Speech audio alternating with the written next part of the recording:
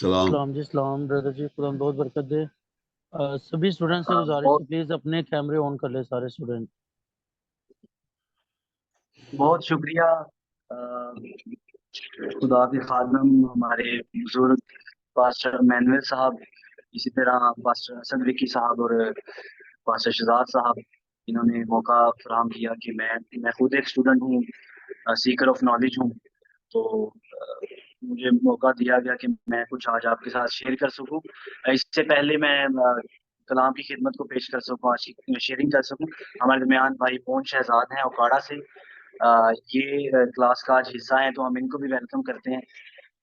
ये बाकू में थे, अजरबैजान में, हमारे ग्रेटर ग्रेस चर्च के वहाँ पर ये बड़े फेथफुल मेंबर थे, और अभी ये पाकिस्तान आए हैं। तो इन्होंने मुझे कहा कि मैं आपकी बाइबल क्लास का हिस्सा बनना चाहता हूँ, तो हम इनको वेलकम करते हैं। जी जी, most welcome brother Mohan Shahzad मैं भाई, आज खुदा बहुत बरकत दे आप। यसाया नबी की मार्फत जो लिखी गई किताब है, उसमें से मैं आज बात करना चाहता हूँ। ये हवाला बड़ा, क्योंकि आज जो क्लास है इसका मकसद जो है वो डिसाइपलशिप है और शागिर्दियत के बारे में बात की जाएगी। तो मैं आप सबके सामने यहाँ पर यसाया नबी की मार्फत जो किताब है वो लिखी गई है, उसमें से बात करना चाहूँगा। तो सबसे पहले जो इस किताब का राइटर है, यानी कि यसाया नबी, ये एक बड़ा नबी हुआ है बाइबल का, और इसने 8वीं सदी की कबलस मसीह के निस्फ हिस्से में इस किताब को तरतीब दिया, यानी कि 8 सदियां कबलस मसीह, बिफोर क्राइस्ट। तो तब जो सल्तनत थी उस वक्त में शाह इसराइल में यहूदा की थी, और यहूदा की जो सल्तनत है, उस सल्तनत को असूर की सल्तनत से बहुत बड़ा खतरा था। लेकिन उससे भी बड़ा जो खतरा है जो यशायाह ने महसूस किया है, वो है कि जो यहूदा की कौम है, जो बनी इसराइल के लोग हैं, वो खुदावंद की कवानीन और हुक्मों पर अमल दरामद नहीं कर रहे। और शागिर्दियत का मतलब ये है कि जो भी डायरेक्शन हमें मिले, जो भी इंस्ट्रक्शंस हमें मिले, जो भी हुक्म हमें मानने को कहा जाए, उस पर हमने अमल दरामद करना है। तो ये भी एक शागिर्दियत की टर्म है, टर्म ऑफ डिसाइपलशिप है। तो जो लफ्ज शागिर्द है, इसके जो लफ्जी मायने हैं, शाह जो है, अब इज्जतदार इंसान को कहा जाता है, जिसका रुतबा हो, जिसकी पहचान हो, जिसका नाम हो, उसको शाह कहा जाता है। और गिर्द का मतलब होता है कि अराउंड या सराउंड, या आगे पीछे रहना। तो शाह गिर्द यानी कि शाह के गिर्द घूमने वाला। तो इसके जो मायने हैं वो है, शागिर्द के जो मायने हैं वो है शाह के गिर्द घूमने वाले, यानी कि उस्ताद के, मोतबर शख्सियत के, जिनसे कुछ सीखना हो, जिनसे कुछ इल्म हासिल करना हो। तो शागिर्दियत की क्लास है, तो हम सब भी शागिर्द हैं। तो हमारा जो शाह है, जो शाहों का शाह है, वो हमारा यीशु है, और जिसने हमारे लिए जान दी, खून बहाया, पसली में बाला खाया, सर पर कांटों का ताज पहना, और हमें हमेशा की जिंदगी का वारिस बनाया। हम इस बात के लिए भी शुक्रगुजार हैं। तो मैं चाहूंगा कि यसाया नबी की मार्फत लिखी गई किताब, उसका 50वां बाब और उसकी चौथी आयत अगर कोई पढ़ दे, चौथी और पांचवी आयत। खुदावंद खुदा ने मुझको शागिर्द की सी जुबान बख्शी, ताकि मैं जानूं कि कलाम के वसीला से किस तरह थके मांदे की मदद करूं। वो मुझे हर सुबह जगाता है और मेरा कान लगाता है, ताकि शागिर्दों की तरह सुनूं। आमीन। 5वीं आयत भी सर। जी जी। खुदावंद खुदा ने मेरे कान खोल दिए और मैं बागियों बरगश्ता ना हुआ। आमीन। आमीन। खुदा उनके पाक कलाम पढ़े और सुने जाने पर खुदा उनकी बरकत हो। जो यहाँ पर यसाया नबी, क्योंकि एक बहुत बड़ा नबी है, और ये खुदा की हकीकत को जानता है, और इसने अपनी किताब में जीसस क्राइस्ट के बारे में पेशनगोइयाँ की, और इसी तरह और प्रिडिक्शंस की, जो कि असूर की सल्तनत से यहूदा की सल्तनत शिकस्त खाएगी, उस बारे में भी इसने वार्न किया। तो इसने सबसे ज्यादा जिस बात पर जोर दिया कि हमने सबसे पहले अपने आप को शागिर्द के लेवल पर लेके आना है। और मैं यहाँ पर बाइबल के आज कुछ ऐसे कैरेक्टर भी बयान करूंगा जो शागिर्द रहते हुए जिन्होंने बरकत हासिल की और वो बाद में बहुत बड़े उस्ताद बने। तो यसाया जो है उसने इस शागिर्दी को जान लिया है और उसने देखा है कि जब तक शागिर्द की जुबान में हासिल नहीं कर सकता, मैं लोगों की मदद नहीं कर सकता। उसने देखा है कि जब तक मैं कलाम को जान नहीं सकता, सीख नहीं सकता, सीकर नहीं बन सकता, लर्नर नहीं बन सकता, नॉलेज टेकर नहीं बन सकता, तब तक मैं लोगों की हेल्प नहीं कर सकता, मैं उनको रेस्क्यू नहीं कर सकता। और इसीलिए उसने कहा है कि वो मुझे हर सुबह जगाता है और मेरा कान लगाता है ताकि शागिर्दों की तरह सुनूं। अब सबसे बड़ा काम जो शागिर्द के लिए है वो है सुनना। इसीलिए खुदा ने हमें दो कान और एक मुंह, एक जुबान अता की ताकि हम ज्यादा सुने, डबल कैपेसिटी सुनने की और सिंगल कैपेसिटी बोलने की। और यसाया ने इस बात को जब देखा है तो उसने इस बात को कलम बंद कर दिया। और आगे लिखा हुआ है कि खुदा ने मेरे कान खोल दिए। जैसे मैं पहले बता रहा था कि उसने इस बात को जान लिया कि हकीकी शागिर्द बनकर वो क्या कुछ कर सकता है। और मुझे जब हम सलातीन की किताब पढ़ते हैं, मैं इससे पीछे चला जाऊंगा, जब हम पहला सलातीन और दूसरा सलातीन पढ़ते हैं वहां पर हमें एक शागिर्द और एक उस्ताद का जिक्र मिलता है, यानी कि एलिया और अलीशा का। एलिया नबी के बारे में हमें 14 मौजज़ात सलातीन की किताब में मिलते हैं। मैं क्लास के एंड पे उन सारे हवालों को शेयर करूंगा ताकि आप सबके लिए वो एक सिखलाई का वसीला बन सके। तो अलीशा नबी ने 14 मौजज़ात, सॉरी, एलिया नबी ने 14 मौजज़ात किए और अलीशा नबी ने 28 मौजज़ात किए। और अलीशा नबी ने कहा, ये कहा कि मैं डबल बरकत हासिल करना चाहता हूँ। और डबल बरकत हासिल करने की वजह यही थी कि वो हर वक्त अपने उस्ताद के साथ रहता है, एलिया के साथ रहता है। वो अपनी हर एक बात में एलिया की रहनुमाई हासिल करता है। वो अपने हर एक काम में एलिया के साथ रहता है। वो जहां जहां एलिया जाता है, अलीशा शागिर्द होते हुए एलिया को फॉलो करता है। एलिया जिस जगह मौजज़ा करता है, अलीशा उस पर लब्बैक करता है। एलिया जहां भी जाता है, अलीशा उसके साथ रहता है। और इसी बात को जब हम पढ़ते हैं, अगर हम डीप स्टडी में जाते हैं, तो एलिया के जो 14 मौजज़ात हैं, क्योंकि खुदा ने बरकत दे दी थी कि अलीशा जो है वो 28 मौजज़ात करेगा, यानी कि डबल कैपेसिटी। तो जब अलीशा फौत होता है, यानी इस दुनिया से जाता है, तो उसके मौजज़ात की तादाद होती है 27, यानी कि डबल अभी ये नहीं हुए, अभी तक डबल नहीं हुए ये मुआवजे। और जब उसको दफनाने के लिए लेके जाया जाता है, वहां पर एक मुर्दा उसकी हड्डियों से लग कर जिंदा हो जाता है।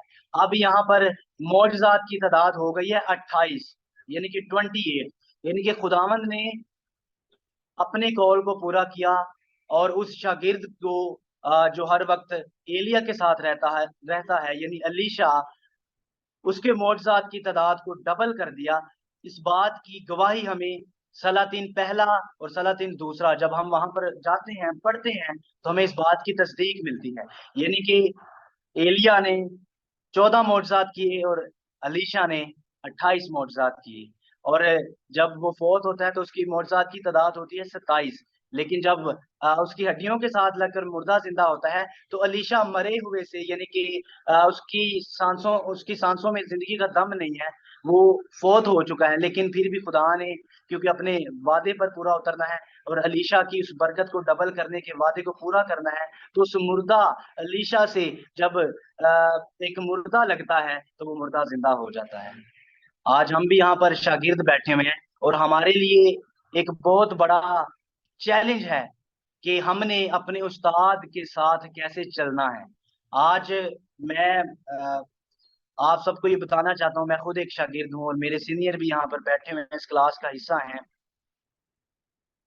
हमने इस बात को जानना है कि हम अलीशा की तरह शागिर्द बन सकते हैं या नहीं बन सकते।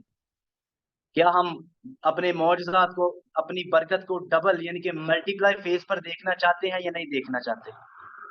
जैसे अलीशा ने डबल बरकत को हासिल किया, क्या हम डबल बरकत को हासिल कर सकते हैं या नहीं कर सकते? हमारे ये 3rd ईयर चल रहा है, हम सब सीख रहे हैं। मैं आपसे ये एक सवाल करना चाहता हूँ, क्या हम जो भी डायरेक्शन हमारे उस्ताद हमें देते हैं, जो भी बात हमें सिखाते हैं, जो भी हमें होमवर्क मिलता है, क्या हमने उसको फॉलो किया है कभी? इसी तरह मैं नए यादनामे में चलूंगा और वहां पर भी मुझे कुछ खास करैक्टर मिलते हैं। नए यादनामे से बात करने से पहले मैं एक और करैक्टर मूसा के साथ यशवा और कालिब हर वक्त रहते हैं। मूसा एक बहुत बड़ा उस्ताद है और बड़े बड़े मौजज़ात करने वाला है। उसने बनी इसराइल कौम को जो 400 साल से गुलामी की जंजीरों में जकड़े हुए हैं, उनको आजाद करवाने में अपना किरदार अदा किया है। और यहाँ पर मैं एक अच्छे शागिर्द की बात करना चाहता हूँ। यशवा और कालिब मूसा के कूच करने के बाद उस अधूरे काम को अगर पूरा किया है तो वो शागिर्दों ने किया है। हमें यशवा की जिंदगी पर जब हम नजर दौड़ाते हैं तो वहां पर वो इतना अच्छा शागिर्द साबित हुआ है, हर वक्त मूसा के साथ रहने वाला, उसका राइट हैंड बनकर उसके हर एक काम को पूरा करने वाला। जब वो जंग लड़ते हैं इसराइल की कौम वाले, तो हमें बाइबल मुकद्दस में से मिलता है कि यशवा ने सूरज और चांद को रोक दिया है।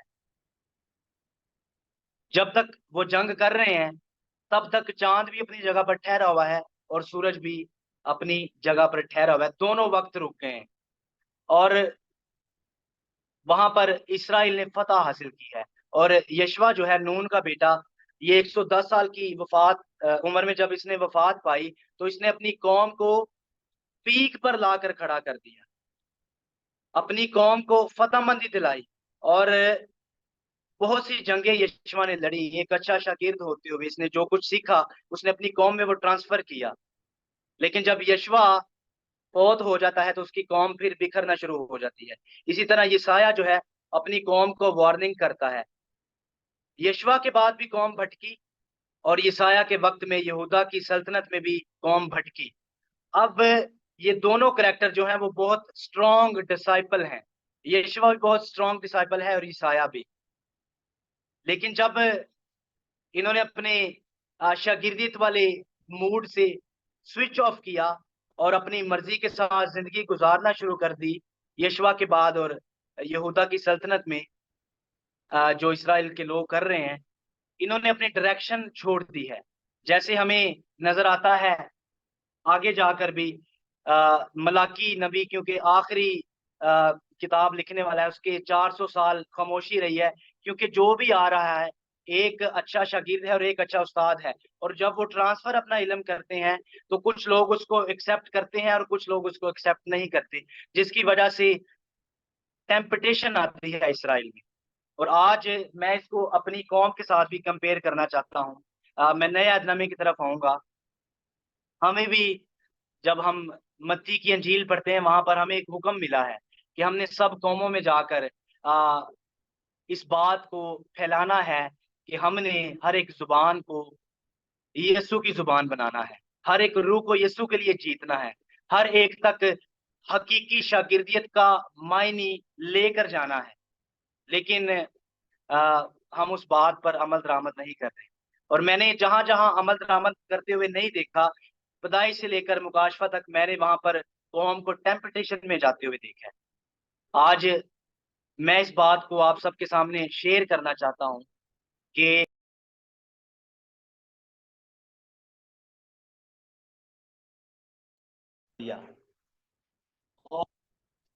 जब हम एक बहुत बड़े करैक्टर को देखते हैं जो एक बहुत बड़ा शागिर्द साबित हुआ है, मसीह की खिदमत को वो पूरे मिडल ईस्ट में और यूरोप में लेकर गया है, वो पलूस रसूल, जो कि खुदा की खिदमत को कौमों में लेकर जा रहा है, इरशाद आजम को एक अच्छा शागिर्द बनकर।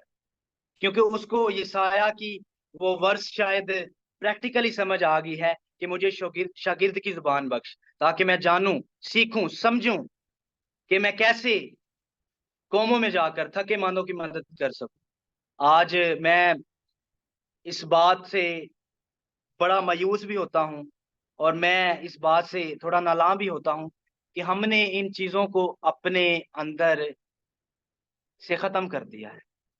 बाइबल हमें ये सिखाती है अगर अलीशा डबल बरकत पा सकता है, अगर यशवा और कालिब अपनी कौम को लीड कर सकते हैं, अगर यसाया अपनी कौम के लिए कुछ कर सकता है, तो हम क्यों नहीं कर सकते? अगर पलूस रसूल इस बात को समझ चुका है और वो नए अहदनामे में 14 खतूत लिखने वाला मुसन्निफ बन गया है, उसने तिमोथियस को तैयार किया, उसने बरनबास को तैयार किया और उसने अपने साथ और शागिर्दों को तैयार किया, और वो पूरे मिडल ईस्ट के साथ पूरे यूरोप में उन्होंने काम किया और हर एक कौम में जाकर खुदा की खिदमत की।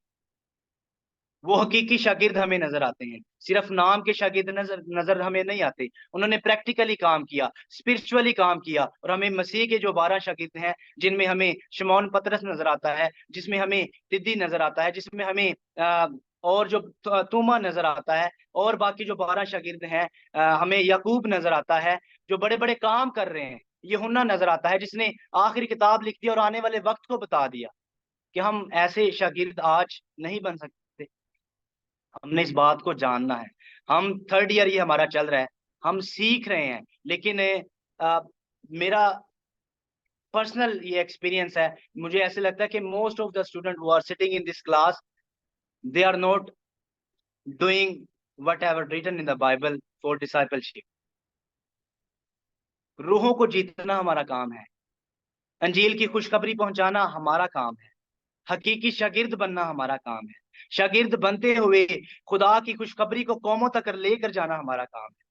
और जब तक हम अच्छे शागिर्द नहीं बन सकते, हम अच्छे सुनने वाले नहीं बन सकते, हम इस बात की तस्दीक दुनिया के सामने नहीं कर सकते।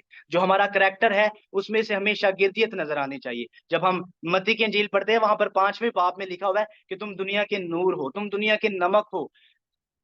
हमने अपने करैक्टर से लोगों को जीतना है, और जब तक हम शागिर्द नहीं बनेंगे, तब तक हम ये सब कुछ नहीं कर सकते। क्योंकि हम अगर हम अपनी कम्युनिटी में देखा हुआ है, अपनी यहाँ पर गैदरिंग में देखा हुआ है, हमारे लोगों में हमने ये देखा हुआ है कि हम जब थोड़ा सा सीख लेते हैं, तो सबसे पहला हम जो काम करते हैं, हम यहूदा अस्कर यहूदी बन जाते हैं, अपने उस्ताद को हम डिच करते हैं, अपने उस्ताद को छोड़कर हम शागिर्द नहीं बनते, बल्कि हम अपने उस्ताद के भी उस्ताद बन जाते हैं।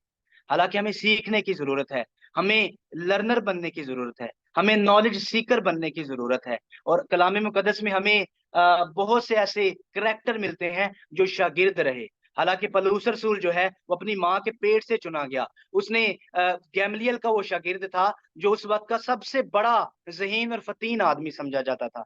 लेकिन पलूस रसूल को जब दमिश्क की राह पर जीसस क्राइस्ट के साथ उसका इनकाउंटर हुआ है, तो वो हकीकी शागिर्द बन गया। उसकी ईगो, उसकी मैं, उसकी अकड़, सब कुछ वहां पर खत्म हो गया और वो एक शागिर्द बन गया है। जैसे हमें नजर आता है कि वो एक chief of the army staff है, हमें नजर आता है कि उसको बहुत सी जुबानों पर अबूर हासिल है, हमें नजर आता है कि उसने शरीयत के 613 कवानीन की पासदारी की है, हमें नजर आता है कि वो ज्यूरी ऑफ जेरूशलेम का सरदार है, और हमें नजर आता है कि उसने हर एक जुबान पर अबूर हासिल करने के साथ साथ उसने शरीयत को पूरा किया, उसने उसने सहीफा अंबिया को पूरा किया, उसने मूसवी शरीयत को पूरा किया।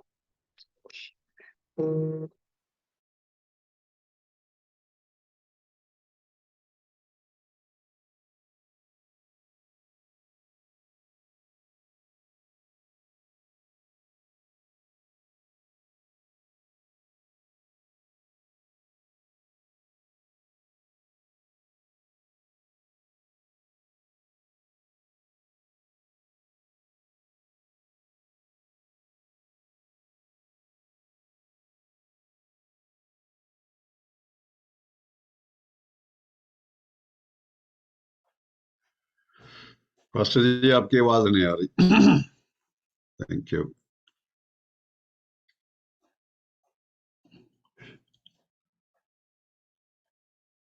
ओह, नेट में प्रॉब्लम हो गया।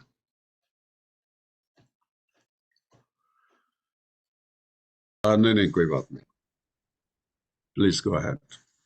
तो मैं एक बहुत बड़े कैरेक्टर की बात कर रहा हूँ यहाँ पर, जिसने रियल डिसाइपलशिप को फॉलो किया है, और वो कैरेक्टर है पलूस रसूल, और जिसने 13 खतूत लिखे। और कहा जाता है, कुछ लोग ये कहते हैं कि अमाल की किताब भी उसने लिखी, तो इस हिसाब से हमें 14 किताबों का मुसन्नफ पलूस रसूल नजर आता है, जो गैमलियल का शागिर्द है, यानी कि उस वक्त का सबसे फतीन, ज़हीन और लायक जो आदमी है।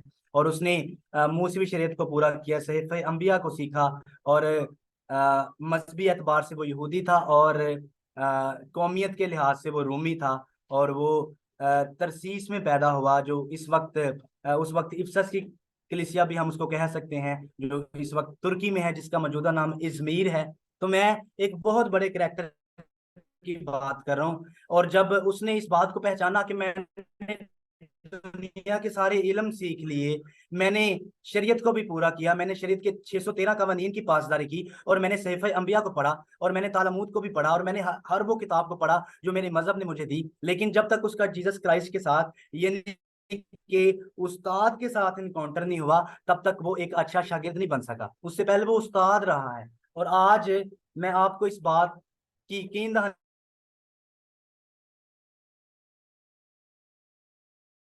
आपके पास बहुत नॉलेज है, आप समझते हैं कि मैं बहुत अच्छा हूँ, ज़हीन और फतीन हूँ, लेकिन अगर आपकी ज़िंदगी में उस्ताद नहीं, तो आप एक अच्छे शागिर्द नहीं बन सकते। और वो उस्ताद हमारा यीशु नासरी है, जो मुर्दों को जिंदा करने वाला है, लंगड़ों को चलाने वाला है, अंधों को आंखें देने वाला है, पानियों पर चलने वाला है। देखें, जीसस क्राइस्ट जब मनादी करते थे तो लाखों, हजारों लोग उसको फॉलो करते थे, लेकिन शागिर्द कितने बने? 70। 70 में से भी 12 रह गए, और 12 में से भी 11 रह गए। तो यहां से हमें एक बात सीखने को मिलती है कि शागिर्द बनना बड़ा मुश्किल काम है। शायद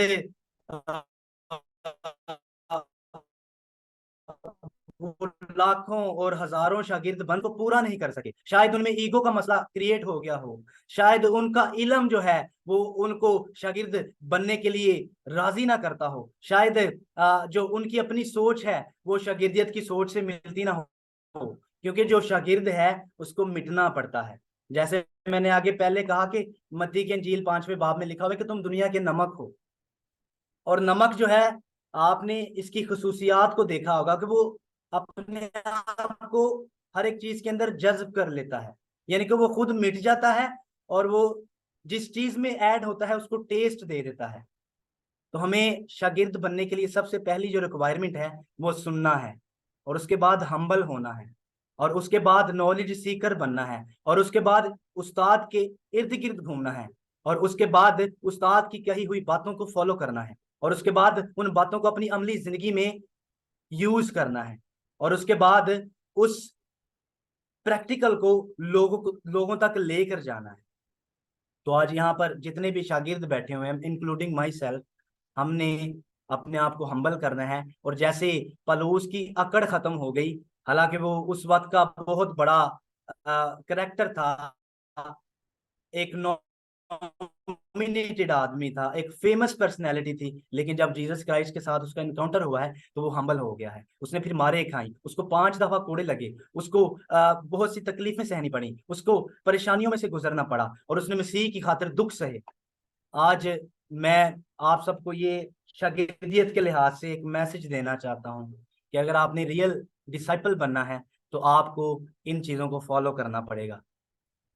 आपने इन चीज़ों को असूली तौर पर अपनी ज़िंदगी में लेके आना है। ये एक नसीहत है, ये मेरे लिए भी है और आप सबके लिए भी है। हमें बाइबल में बहुत बड़े बड़े कैरेक्टर नजर आते हैं।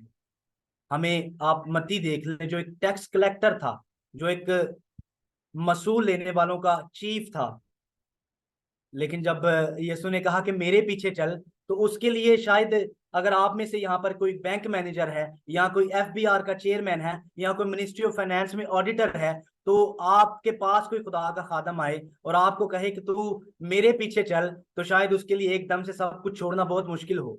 लेकिन जीसस क्राइस्ट ने जब मत्ती को, यानी मैथ्यू को जब ये कहा कि फॉलो मी, तो शायद उसने किसी बात की परवाह नहीं की, उसने वाकई हकीकी शागिर्द बनकर दिखाया। और यीशु मसीह के जाने के बाद उसने मत्ती की अंजील को तरतीब दी, और उसने वो लिखा जो उसने देखा, उसने वो लिखा जो एक शागिर्द को लिखना चाहिए था, और उसने हमेशा जीसस क्राइस्ट को अपनी जिंदगी में फॉलो किया। मुझे बाइबल में इस तरह बहुत से करैक्टर नजर आते हैं, और मैं अब इसकी एक नेगेटिव वे भी आपको बताना चाहता हूँ। सबसे पहला जो शागिर्द हम बाइबल में से देखते हैं, तो मेरे ख्याल से इंसान होते हुए लूसीफर के बाद शायद आदम है। और आदम जब तक जीसस क्राइस्ट खुदा की बात मानता रहा तब तक वो बाग का सरदार रहा और बाग पर हुकूमत करता रहा, दरिंदों पर, चरिंदों पर, पानी के जो पानी में मछलियां हैं, जो बाकी चीजें हैं, जो पानी की हैवानात हैं, उन पर वो हुकूमत करता रहा। फल सब्जियां हर चीज पर उसकी हुकूमत रही। लेकिन जब उसने डिसोबीडियंस की, यानी कि खुदा ने कहा तूने इस फल को नहीं खाना, और उसने हुक्म अदुली करते हुए, हवा की बात मानते हुए उस फल को खा लिया, तो तब उसकी अथॉरिटी खत्म हो गई, उसको दरबदर कर दिया गया। आज ये असूली बात आपको बताना चाहता हूं कि आप अगर अच्छे शागिर्द बनना चाहते हैं तो आपको यशवा और कालिब की तरह मूसा को फॉलो करना पड़ेगा। आपको अलीशा की तरह एलिया को फॉलो करना पड़ेगा। आपको यूहन्ना की तरह जीसस क्राइस्ट को फॉलो करना पड़ेगा। आपको पतरस की तरह जीसस क्राइस्ट को फॉलो करना पड़ेगा। आपको पलूस रसूल की तरह जीसस क्राइस्ट को फॉलो करना पड़ेगा।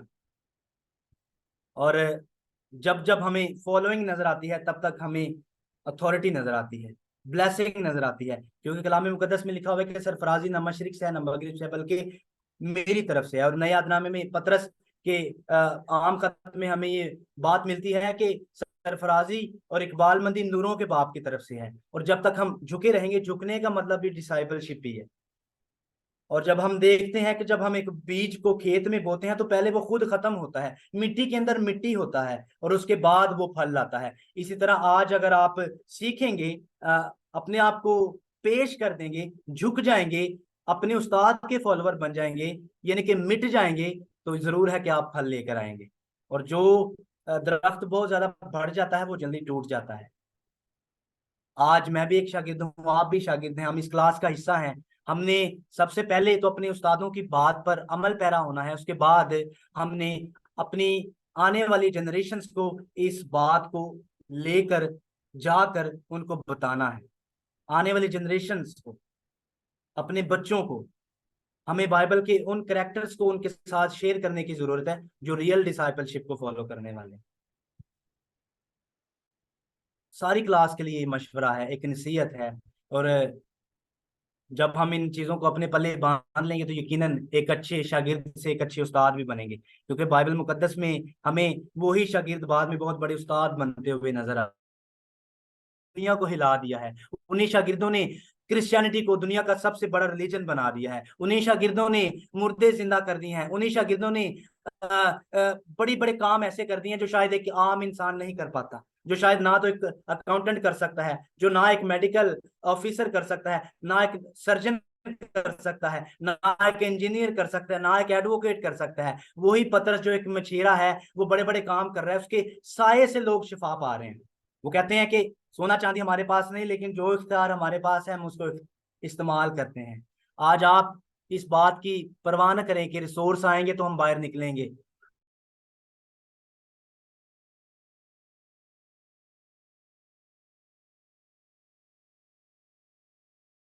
बात से जरा हटकर सोचना है।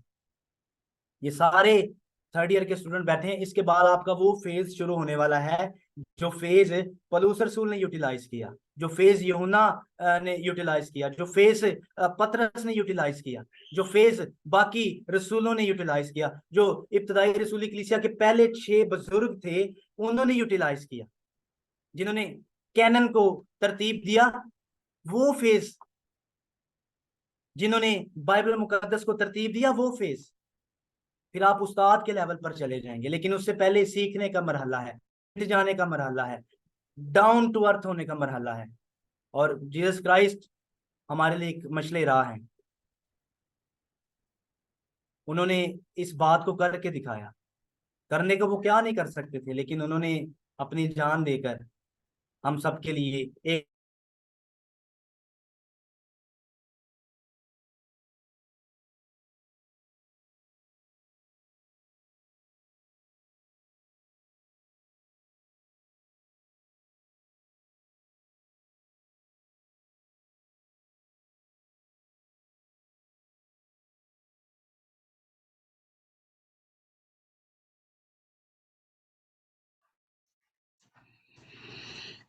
मेरे ख्याल मुश्किल हो रही है नेट की प्रॉब्लम। बड़ी अच्छी बातें बताई, खुदा उनका शुक्र हो रोमेस के लिए। रोमेस, खुदा आपको बहुत बरकत दे, और आपने बड़ा अच्छा स्टार्ट लिया। अलीशा के और अलाइजा की जिंदगी के बारे में वो बता रहे थे कि अलाइजा ने 14 मोजज़ात किए, लेकिन अलीशा ने डबल। तो फिर इस बात को खुदावंद यीशु ने भी यही कहा कि जो कोई मुझ पर ईमान लाता है, जो काम मैं करता हूं वो भी करेगा, बल्कि इनसे भी बड़े बड़े करेगा। तो ये खुदा की तरफ से ऐसा ही है। जब हम अपने उस्ताद को देखते हैं, शागिर्द जब अपने उस्ताद को देखता है और उसको फॉलो करता है, उसके पीछे पीछे चलता है, तो वो फिर एक दिन आ जाता है कि वो शागिर्द नहीं रहता। आहिस्ता आहिस्ता खुदा उसको इस लेवल पर ले आता है कि वो उस्ताद बन जाता है। फिर खुदा यीशु ने कहा कि तुम कौमों को जाकर शागिर्द बनाओ। खुदा ने आपको उस्ताद का दर्जा दिया है। कौमों को शागिर्द, कौमों को आपने सिखाना है। पहले सीखना है और फिर सिखाना है। अलीशा, जब तक अलाइजा उसके साथ है, अलीशा बिल्कुल खामोश है। वो खाली देखता है, उसकी खिदमत करता है। जो कुछ वो कर रहा है उसके सामने है, और वो सारा एक तस्वीर, एक फिल्म की शक्ल में उसके अंदर वो सारा कुछ रचता जा रहा है, और उसको उसने ले लिया है। तो जब अलाइजा जुदा हो गया, तो खुदा ने अलीशा को अलाइजा से भी ज्यादा इस्तेमाल किया।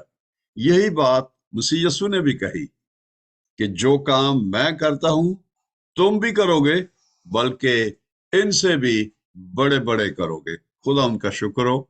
जब हम एक अच्छी शागिर्दियत में आ जाते हैं, अच्छे उस्ताद के अंडर हैं, तो फिर हम शागिर्द नहीं रहते। एक दिन हम Aahista Aahista, step by step, खुदा हमें इस लेवल पर ले आता है कि हम उस्ताद के दर्जे पे आ जाते हैं, जो कि मसीह यीशु ने कहा। मैंने फिर वही बात कहना चाहता हूं कि आसमान और जमीन का पूरा अख्तियार मेरे पास है।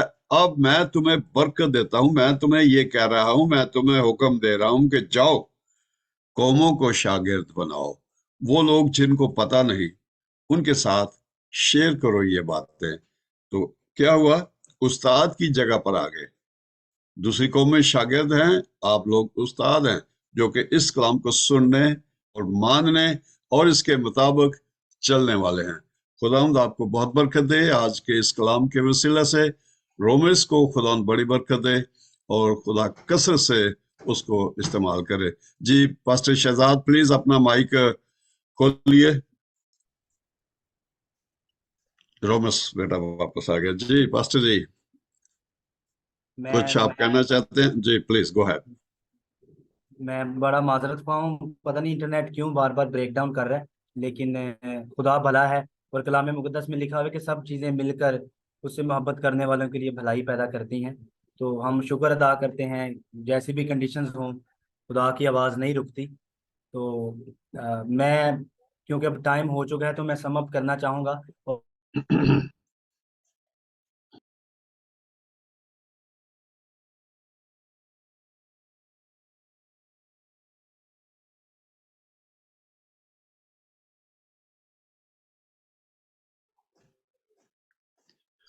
रोमेश भैया, आप अपना कैमरा बंद करके क्लास करवा दें, इजी हो जाएगा। नेट काफी स्लो है आपका।